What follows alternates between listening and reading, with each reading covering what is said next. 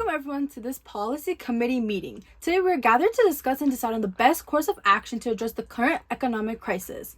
As we all know, we are facing high unemployment and high inflation. We have several policy options available, and it is our job to carefully analyze each one and come to a consensus on the best solution for our economy. Today here with me, I have pro-policy advocate Mira Hart and anti-policy advocate Paloma Zaringer. They will be sharing their opinion on the current economic crisis going on. I believe that expansionary fiscal policy is the best course of action. This policy will increase employment and stabilize prices. Expansionary fiscal policy can increase employment by stimulating aggregate demand, leading to businesses to hire more workers to meet the higher demand. This fiscal stimulus can also help stabilize prices by offsetting deflationary pressures and supporting consumer spending. Data and research shows that this approach has been effective in similar situations and will provide the necessary support to get our economy back on track.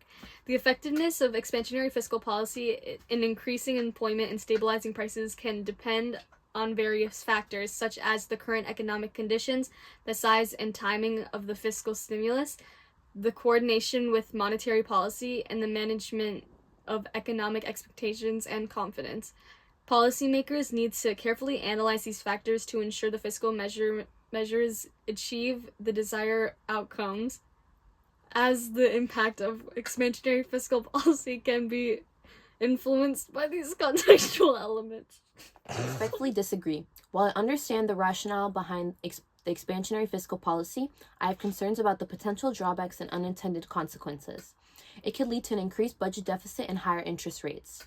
The expansionary fiscal policy can lead to an increased budget deficit as the government spends more or collects less in tax revenues, requiring the government to borrow more and causing upward pressure on interest rates. Higher interest rates can further worsen the budget deficit and create challenges for the government's fiscal sustainability. I believe that a more contractionary monetary policy approach would be more appropriate and effective in addressing the current crisis. The contractionary monetary policy, which involves the central bank raising interest rates, can help address the current crisis by cooling down economic activity, constraining inflation, and reducing the pressures that could lead to an increased budget deficit and higher interest rates. Overall, a balanced policy approach combining targeted contractionary monetary policy and carefully implemented fiscal measures may be the most effective strategy to address the economic challenges.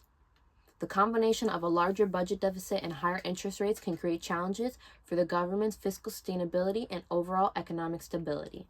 This is why the alternative approach of a more contractionary monetary policy, as mentioned, may be considered more appropriate and effective in addressing the current crisis. Thank you both for your thoughtful arguments. Let's continue the discussion and hear from the rest of the committee members. Remember, we need to consider the impact on various stakeholders and the long-term implications for our decision. All right, everyone, I think we've had an insightful discussion. Let's move to a vote. All these in favor of expansionary fiscal policy, please raise your hand. Okay, and all those opposed, please raise your hand. The committee has decided to implement expansionary fiscal policy. Acknowledgement the opposing views that contractionary monetary policy may have been more appropriate.